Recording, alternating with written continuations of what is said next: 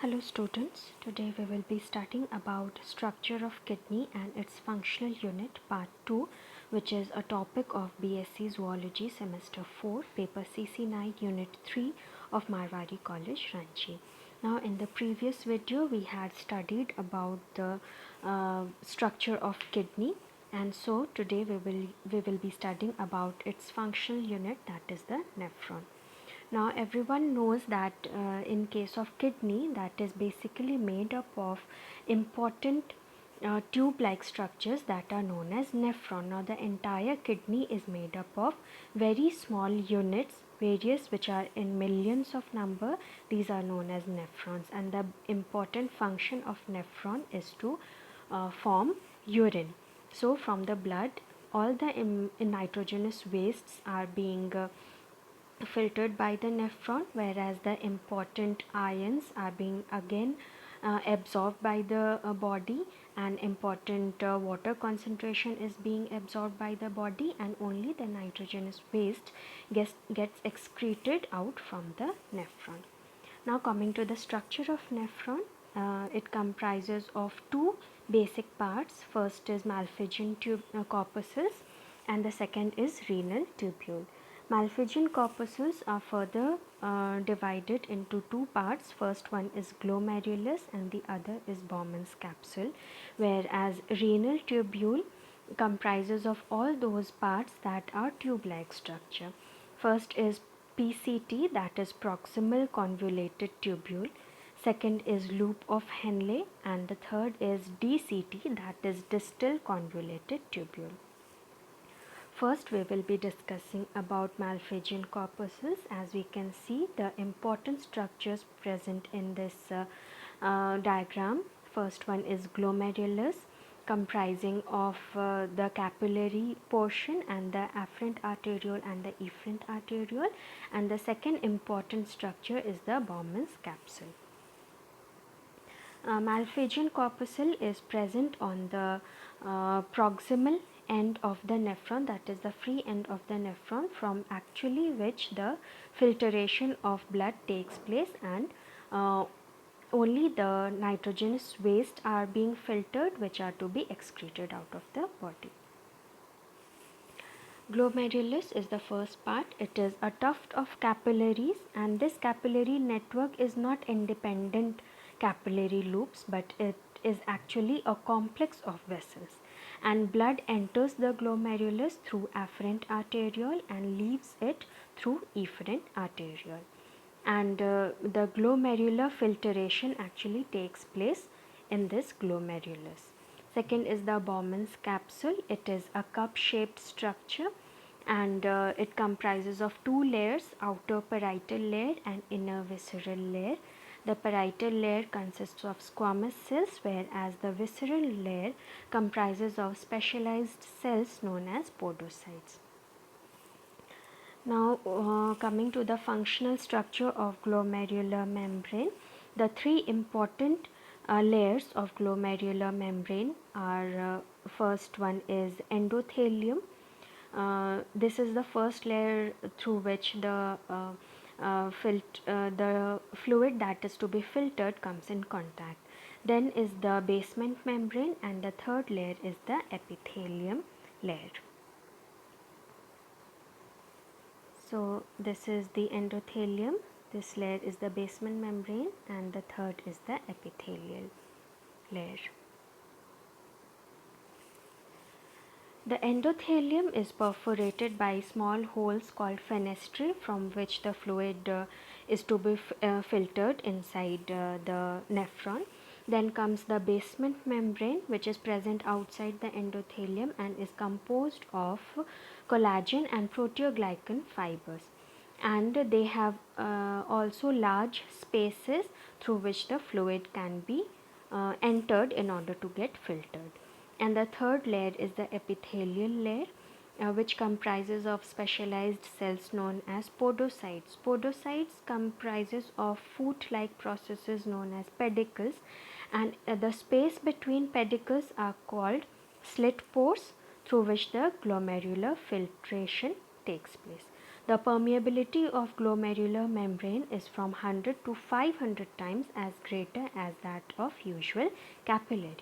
In the diagram, we can see the presence of nucleus, cytoplasm and finger-like processes known as pedicles. Now, how the filtration takes place will be discussed in a different topic, that is physiology of urine formation. In this topic, we are only studying about the structure of nephron. Next, we come to the tubular part of nephron, that is the renal tubule. We can see the three important tube-like structures present in renal tubule are proximal convoluted tubule, that is PCT. Then there is loop of Henle, and the third structure is distal convoluted tubule, that is DCT. So the sequence is from PCT in continuation with loop of Henle to DCT. And from DCT, the filtered fluid then passes to the collecting duct, and urine flows and gets collected in the minor calyx, and then to the ureter, which has been discussed in the structure of kidney. Now first is proximal convoluted tubule. The Bowman's capsule leads into the tube-like structure known as proximal convoluted tubule, which is lined by cuboidal epithelial cells, and these cells have microvilli and large number of mitochondria for the purpose of active transportation of various ions and water. Next is loop of Henle. Now as the proximal convoluted tubule ends, the loop of Henle begins. Now loop of Henle, as we saw in the diagram, was a U-shaped structure. So the first part that connects to the proximal convoluted tubule is known as descending limb, and then the part from which it ascends is known as the ascending limb. Now descending limb comprises of two segments, thick segment and thin segment. The upper part is known as thick segment because it is in continuation with the thickness of proximal convoluted tubule and is lined by cuboidal epithelium. Whereas the thin segment is present after the thick segment and comprises of less number of microvilli and mitochondria. Next we come to the ascending limb. Ascending limb also comprises of two segments, thin segment and thick segments. The thin segments forms the major part of loop of Henle, whereas near the distal convoluted tubule, the part of loop of Henle is known as the thick segment. Now the difference between the cells present in all these regions will be discussed in the diagram that we'll be discussing later. And the third structure, the third tube of renal tubule is the distal convoluted tubule, and the thick segment of ascending limbs of loop of Henle opens into the distal convoluted tubule that is lying in the cortex region. It is lined by cuboidal cells, and the terminal part of distal convoluted tubule is straight and is known as junctional tubule because it is the place from which it attaches to the collecting duct. Now these are different characters of epithelial cells in different regions of renal tubule showing diagram. As we can see that in case of PCT, which is lined by cuboidal epithelium and contains brush border of tall microvilli at the free end, and the cells also contains large number of mitochondria at the basolateral surface for the purpose of active transportation. Then we come to the loop of Henle. We can see that in the descending limb, the thick segment is lined by cuboidal epithelium, but the number of microvilli and mitochondria are lesser whereas in the thin segment it is lined by epithelial cells and even few mitochondria and microvilli are present. This shows the purpose of more passive transportation as compared to active transportation. Coming to the ascending limb, we can see that the thin segment comprises of cuboidal epithelial cells with short apical microvilli and numerous mitochondria are present, whereas the thick segment of ascending limb is similar to that of distal convoluted tubule, that is lined by cuboidal cells with few microvilli, whereas in case of collecting duct we can see cuboidal or columnar epithelial cells are present, and apart from this important principal cells are also present in the collecting duct. So, this is the presence of different types of epithelial cells in a renal tubule, which have been performing different functions accordingly.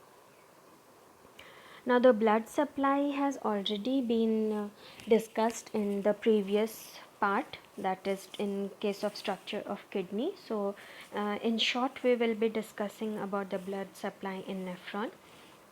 So, as the renal artery arises from the dorsal aorta, it reaches to the kidney and then is subdivided into various segmental arteries and interlobular arteries, etc.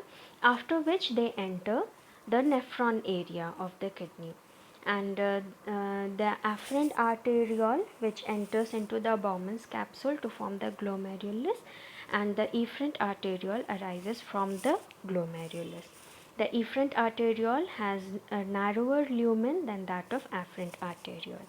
The efferent arteriole divides to form the peritubular capillary network around the proximal and distal convoluted tubule of the nephron. As we can see, the red part that has been seen in the previous diagram, you can go back and view the diagram. And from the peritubular capillary network arises the capillaries of important vasa recta, which extends parallel to the loop of Henle and collecting ducts also. Now, the vasa recta consists of capillaries, and this capillary network joins to form the renal veins, and that opens into the inferior vena cava. Now, this vein will be consisting the deoxygenated blood, and the inferior vena cava will carry the deoxygenated blood into the heart. The efferent arterioles and peritubular capillaries technically constitute a portal system. Next, a very important structure in nephron is the juxtaglomerular apparatus, also known as JGA. What exactly is JGA? It is the smooth muscle cells present in the afferent and efferent arterioles of glomerulus, which comprise of dark granules. These are known as juxtaglomerular cells.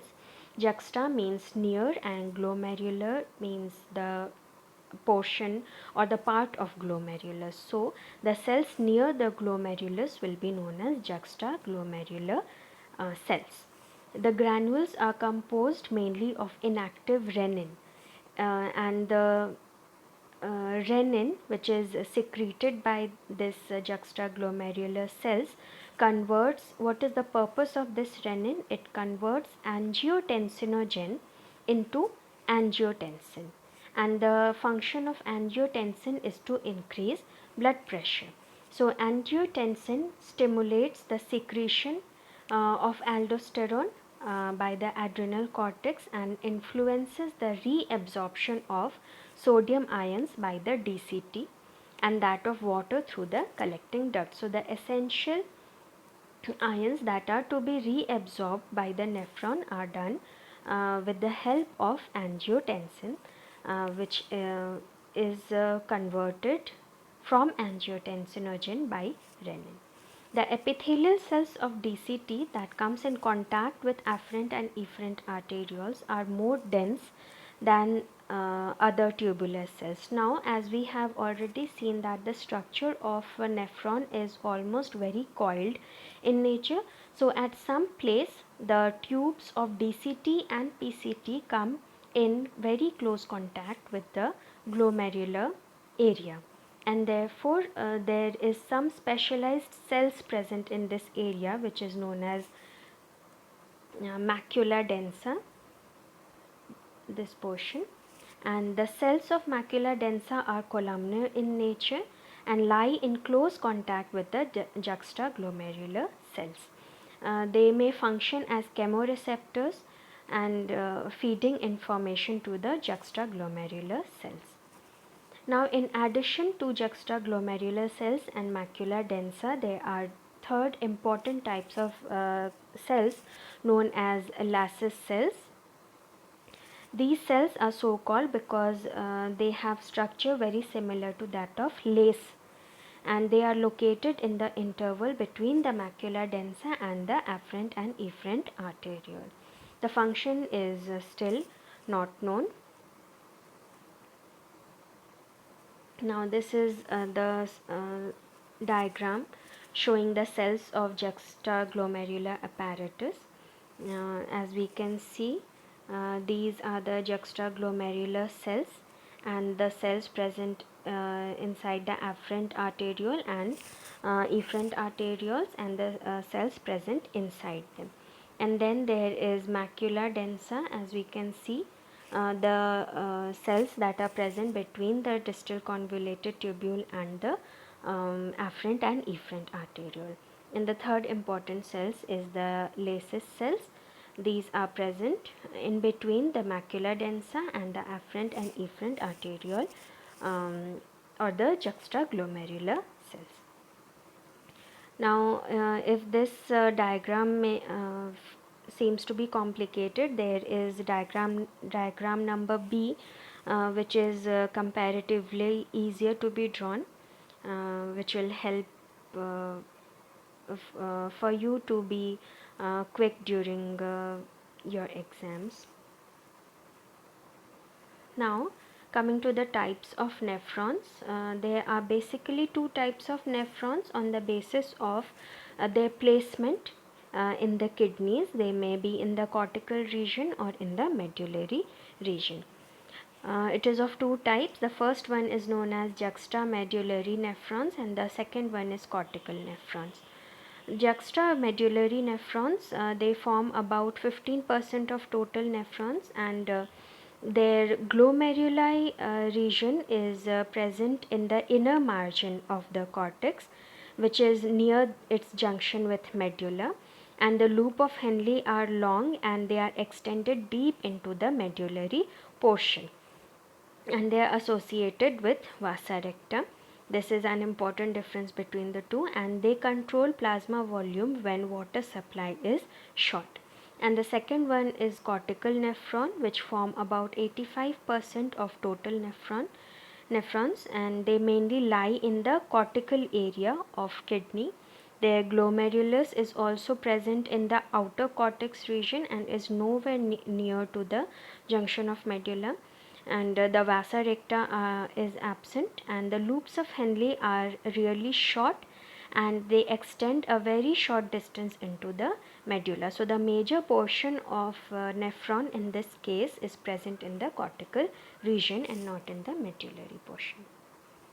This is the diagrammatic explanation of juxtamedullary nephron and cortical nephron. As we can see, in case of juxtamedullary nephron, the second diagram, we can see that the glomerular portion, the proximal convoluted tubule and the major portion of distal convoluted tubule are located in the medullary region, and the entire loop of Henle is also present in the medullary region. Whereas in case of diagram A, the cortical nephron, the major portion of as we can see, the entire proximal tubule and the entire distal tubule together with the glomerular region and Bowman's capsule is present in the outer cortical region of the kidney. So this is all about the structure of a nephron, which is the structural and functional unit of kidney. Thank you.